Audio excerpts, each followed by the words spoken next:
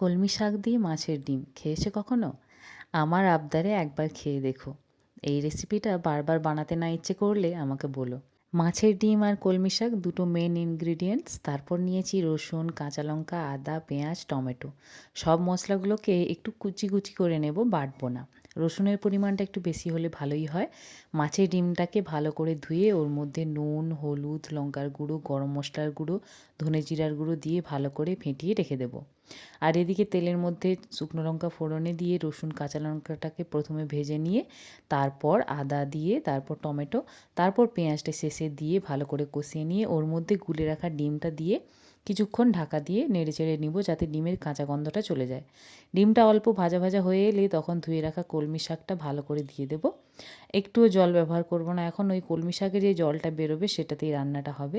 তারপর একটুখানি জল দেবো, যখন মজে আসবে শাকটা তখন অল্প পরিমাণ জল দিয়ে সেদ্ধ হতে দিব পুরো ব্যাপারটাকে। তারপরেই কিন্তু আমাদের রেডি কলমি শাক দিয়ে ডিমের একটা রেসিপি।